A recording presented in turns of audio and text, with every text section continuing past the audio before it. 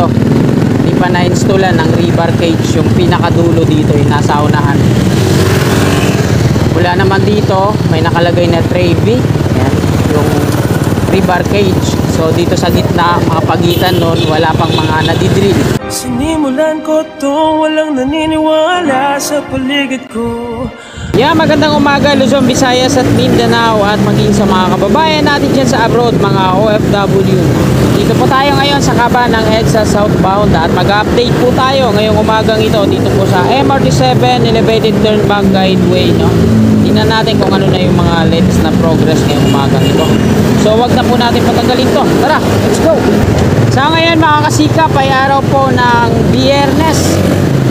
Ikadalawa na po ng Agosto, taong 2024, ikapito at 45 na po ng umaga. Ito po yung SM North EDSA sa ating gawing kaliwa. Wala naman sa kabila mga kasikap, ito yung ginagawa nilang footbridge. Ayan, mula dun sa SM North EDSA sa kaliwa, patungo yan dito sa Save More sa kanan. Kung mapapansin po natin, ayan yung steel frame structure niya, may mga girders na rin po yan. Sa northbound pa lang yung nagagawan. Pagdating dito sa may bandang gitna, patawid na dito sa Save More, yan, mga rebar pa lang yung nakatirik dyan. Meron yung dating footbridge na nakakonect dito. Nung in-install nila yung viaduct ng ayan, yung steel box girder sa tawid, tinanggal nila, no? Dito din naka-locate yun. At ngayon, mas lalo nilang nilakyan at tinibayan yung footbridge na nando doon. Mantakin nyo yung mga steel girder na ginamit. Tapos mayroon siyang steel frame para sa roof. At mayroon ding gwardiya na nakabantay dyan sa ilalim.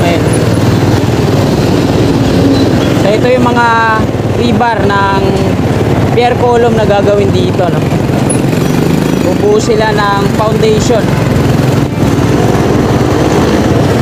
At kakanan na po tayo dito, West Avenue. Ayun yung MRT7 North EDSA Station sa tawid. Ayan yung Unified Common Station.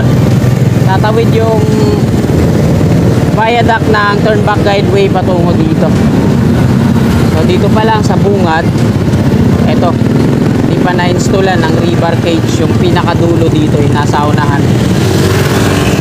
Wala naman dito, may nakalagay na Trevi. Ayan, yung rebar cage. So dito sa gitna, mga pagitan nun, wala pang mga nadidrill. Ganon din dito, wala pang nadidrill. Ito yung nag-aakot ng rebar cage. Andito na yung pile boring machine nila, nagdidrill na. Ito na yung gitna ng dalawang rebar cage na to. At ito na yung alignment mga kasikap. Meron na silang panibagong ititirik na naman na rebar cage dito. Ito. Napakalalaki po niyan kung aktual yung makikita, no? So mamaya na natin bibilangin kung ilang rebar cage na yung nandiyan dyan pag pabalik na tayo, pag nasa eastbound na tayo.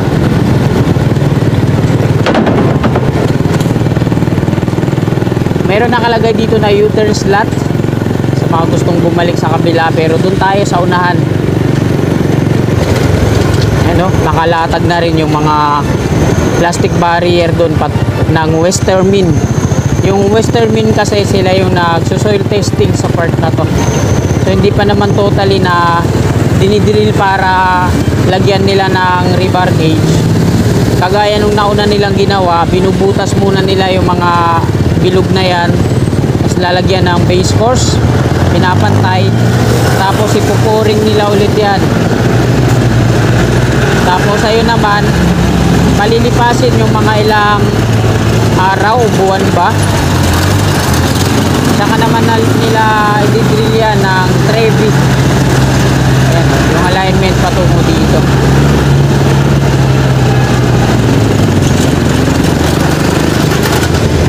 Ayan, no? Halos lahat na, no? Hanggang dun po yan sa may Examiner Street, yung Turnback Guideway na to. Excuse me po. Ayan, no? Ito yung mga bilog dito sa gitna na hinuhukay ng Westermin. Western Min po yung gumagawa dito, no? Ganun din dun sa Taguig, sa may Senate Station. Nagukay din ang Western Min doon sa mga pagigilid-gilid. At isa nga yung natanong ko doon kung anong construction yung gagawin nila doon. At doon ko nalaman na ginagawa pala nila para sa pagsusoil testing, yung pala yung Senate Station. Ayan, may mga bilog pa dito, mga markings na yan. Hanggang dito yung mga bilog na yan sa may Examiner sa unahan. Ayan, Examiner Street na po yan dyan. At ito yung pinakadulo. So dito na ako mag-U-turn. Examiner Street na po yan dyan. Ayan, ayun yung pinakadulo mga kasikap po. Ayan, sa may kotse na yan. Ayan yung last na bilog sa may pedestrian. Nakikita nyo naman yung markings na pula. So ayan, maayos na rin dito. Ito yung barracks ng Agaper Construction, no?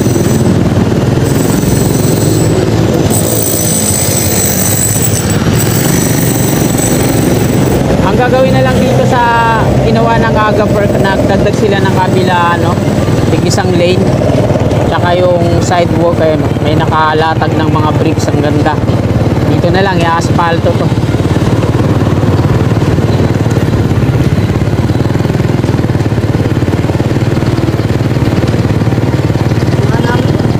Ayan yung mga markings sa gitna. So hanggang dito pa lang yung Western Min.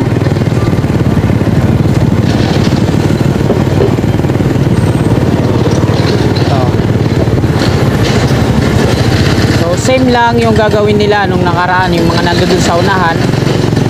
Inuhukay nila yan, yung may mga markings na pula. Tapos tsaka naman nila tatabunan ng base course. Tapos papantayin, ipuporing, palilipasin yung mga isang buwan nata o isang kinsenas. At tsaka naman nila i-drill ng tray-B yan, yung nandun sa unahan. So magkaibang kumpanya po yung nandito. Western Min at tray-B yung gumagawa dito. So ayan po yung update natin ngayong araw po ng Biyernes, ikadalawa na po ng Agosto, taong 2024. Kabaan po ito ng West Avenue, Quezon City. At ito po yung MRT7 Elevated Turnback Guideway. Ayan yung mga base course na ilalatag nila dyan sa binutas nila, tapos papantayin, tapos tsaka naman ipupori.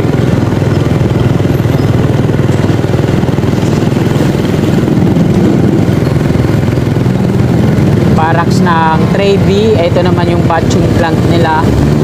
Yung mga steel pipe na yan na pinagdugtong-dugtong dito yan sa mga container na yan nakakonect. So nandiyan dyan nata sa loob yung tapos meron din silang mga mixing tank dito. Yan yung hinahalo nila nagdi-drill sa mga rebar na yan. Ito yung mga bentonite na hinahalo nila pag nagdi-drill.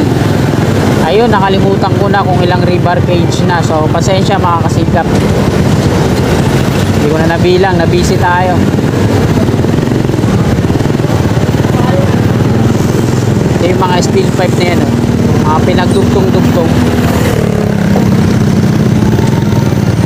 Temporary steel casing na to, kasama ng pundasyon yan. Baka dito na lalagay yan sa pagitan ng dalawang rebar cage na to, Mag-drill sila, tapos lalagyan ng steel casing.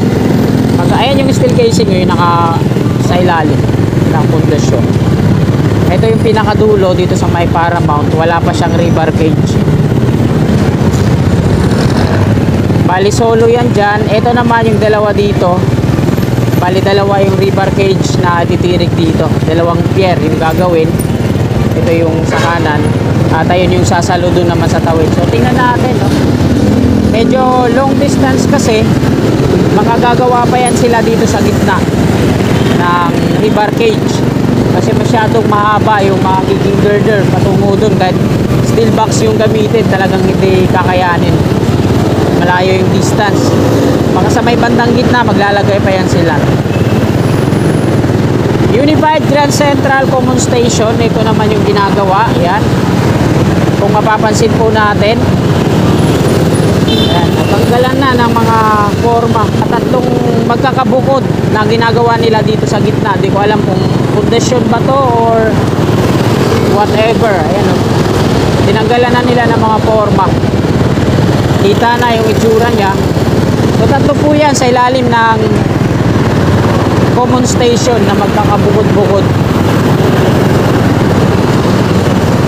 At ito naman yung MRT3 station, North Avenue, at yung B2P bus. So magkasama lang yan sila dyan. At ayan mga kasikap, dito na po nagtatapos tong video natin, update ngayong umagang ito. Maraming po salamat sa patuloy niyong suporta sa aking munting YouTube channel. Bago niyo po sana lisanin itong video na to, bili po sana ako na sana palike po sa mga kasikap natin na naabot ng video na to na hindi pa po nakakapag-subscribe, at willing po kayo na sumuporta sa akin. Click lang natin subscribe dyan sa baba sa gawing kanan at yung katabi niyang bell po natin para always na manonotify tayo sa aking mga bagong upload. Papalo na lang din po na aking FB page Kasikap Motovlog sa Facebook. Maraming salamat, magandang umaga at God bless po sa ating lahat.